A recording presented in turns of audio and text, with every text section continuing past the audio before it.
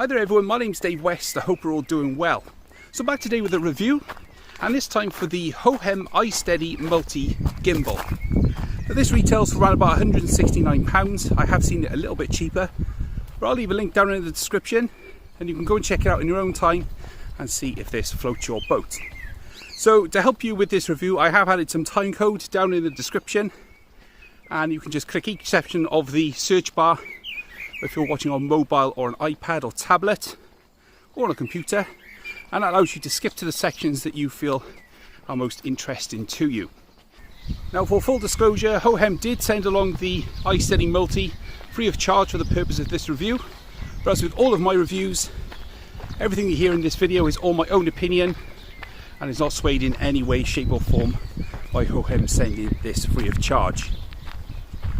So then, starting with the packaging for the Hohem iSteady Multi, and it comes with a pretty basic white box, but inside you do get a nice hard shell carry case with fabric coating, and inside of that you'll get the gimbal, and there's also a miniature tripod attachment which is really cool. So you can put this on a table or a bench or just somewhere more sturdy on grass or hard floor. You also get two fixing screws for the mounting plate. You get the mounting plate itself and also a bracket for smartphones or action cameras. And you also get a micro USB charging cable, and there is also an additional cable. Now this is used for Sony compact cameras. Now I've actually got a Sony compact camera, but it didn't actually work with the multi-function.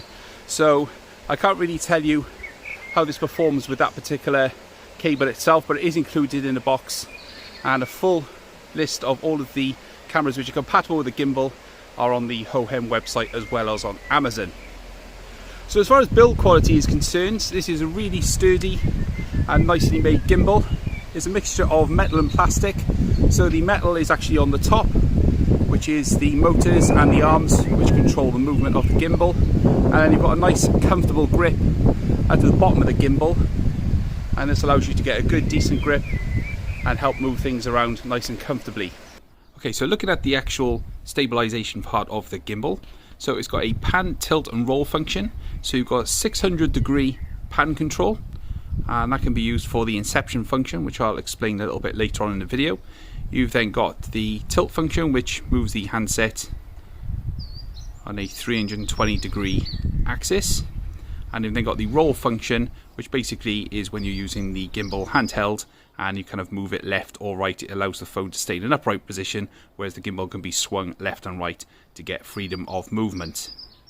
So once you've mounted your device on the gimbal, you can then use this unlock wheel by here. This allows you to then move the arm in and out and allows you to balance the gimbal to make sure that if you've got a heavy device, then you can move it all the way across to the right like I've got here, and that means it goes straight. Or if you've got something a bit lighter, you can push it over to the left a little bit more, and that will then help counterweight the rest of the gimbal.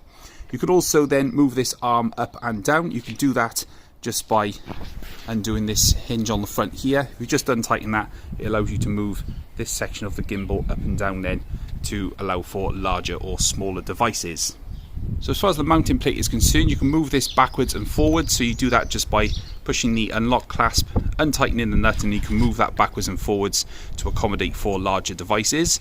So one small gripe I did run into is the fact that due to the height of some phones when mounted in landscape mode, when you tilt backwards, the top of the bracket actually hits the back motor of the gimbal, which is a little bit annoying. So that makes it quite difficult to do the inception function, which I'll explain a little bit later on in the video. It's fine for some compact cameras and action cameras, but for a phone it's a little bit tricky to get done. So that is something that I think needs to be looked at in future revisions, if there are any. Okay, so on to controls and connectivity then, and everything is controlled by this main pad which is on the rear of the gimbal. It rests nicely just above where your hand rests onto the grip, and you can control everything with your thumb really easily. So you've got a Bluetooth connectivity light which is at the top left. This means that the gimbal is connected to your phone and also the application. You've then got the mode light which denotes power on or off. Then down in the bottom left hand side of the control pad, you've got the telephoto and wide zoom options. Now basically when your phone is connected via the application, you can then use this to digitally zoom with your handset. And also if you've got a Sony compact camera which is compatible with the gimbal and plugged in via the control port at the front of the mounting plate, you can also use this function as well as the record button in the bottom right hand side of the control deck, and that allows you to single press for a photo or double press for video, and the same works for smartphones. And you've then got this multi-function key just above the power button there. Basically one tap is pan follow, 2 taps is pan tilt follow. So basically what that means is pan follow just unlocks the pan section, so just left and right movements. Pan tilt follow unlocks the pan and also the tilt head at the top. Triple tap locks all of that, so basically it just stays static and you can just move around without any movement. And then 4 taps allows you to unlock pan, tilt and roll, and it's completely free of movement. So you can wiggle it around everywhere and the phone will stay stable while the rest of the gimbal can be moved around. Now with that one, with the 4 presses, you can also activate the inception mode. Now my experience of this was quite limited. Sometimes it worked and sometimes it didn't. It does appear to be that the weight of the phone dictates how well this works. I used it by OnePlus 7 Pro and it kind of got halfway round and then gave up. Whereas with the iPhone SE, it did it with no problems whatsoever, because that's obviously a much lighter handset and it allowed it the most freedom to do the full rotation. So that's something that you need to bear in mind if you're going to be using a heavier device. It did work really well with the compact camera that I used as well as the action camera. But if you're going to be using this with a smartphone, do bear in mind that weight does seem to have an effect on the inception function. Alright, so moving over to the left hand side of the gimbal, and at the top here we've got a 1/4 inch screw thread. Now this allows you to attach accessories like a light or a microphone, or you could even attach an action camera. So you've got your phone or your compact camera at the top, and then the action camera poking out the sides. You've got a dual record facility if you can kind of angle the action camera a different way. Then underneath this then we've got a rubber flap, and inside of this you've got the micro USB charging port at the bottom, and you've got the USB output which allows you to use the built-in 3400 mAh battery as a power bank for your device to keep it charged up when you're using it. I did find when using the power bank function with a device that it kind of just halves the battery life. That's basically the rule of thumb. Whereas if you're just using it on gimbal power alone and just using it to just power your smartphone passively, then it can last pretty much a whole day without any problems whatsoever. Okay, so on the front side of the gimbal, where your index finger would rest, we've got this action button. So one tap would enable the sport mode. So basically what this does, it speeds up the movement of the gimbal so you can pan and roll with fast moving objects, and then a double tap then just puts it back into its default mode and everything just moves as per the settings that you can dial in the application, and I'll explain a little bit more about that in a few moments. Alright, so on the right hand side of the gimbal we've then got the battery indicator, and this basically tells you how full or how empty the battery is. When you do plug in, it takes around an hour and a half to actually fill the gimbal back to a 100%, just in case you were wondering. And finally at the bottom of the gimbal we've got another 1/4 inch screw thread, and this allows you to attach the miniature tripod which comes in the package, or you can attach it to a larger tripod like I have here and then use that for things like time lapses where the smaller tripod just won't do the job. Alright, so there is the controls out of the way then. I'll just briefly touch on the application which is available to download from the App Store or the Play Store. It's compatible with both iOS and Android devices, and I did find there were some subtle differences between the two. Now mainly the iOS version does seem to be a lot more compatible and well featured. For example, you can record up to 4K at 60 frames per second with the iOS version, and with the Android version it only caps out at 4K at 30 frames per second. Now it's not too much of a disappointment, to be honest, because the actual video recording from the application is not as good as the built-in video recording on your phone. So where possible I would just use this as a gimbal and kind of not use the software which is built into the application, unless you want to do some of the cool features which I'll explain in a moment. As far as the application is concerned, the main function of this is to control the guts of the gimbal. So this allows you to actually tweak the speed and the movements and the inertia of the motors on the gimbal, which is really handy. Out of the box it's a little bit quick to pan and tilt and can lead to slightly jittery motion. So basically you can slow that down so you can then control the speed of your pans and tilts and rolls a little bit better. Now if your gimbal becomes imbalanced, then you can use the built-in application to balance the gimbal. You basically put it into calibration mode and then you lay it down flat with the phone attached on a surface, and then you just move the gimbal around as per the application. So for each stage, it's really intuitive and really helpful. Once you've laid it down on one side, the app will then tell you to turn it another way, and then another way, and then another way again, until it's completely balanced and your phone will be rocking in the gimbal or not straight.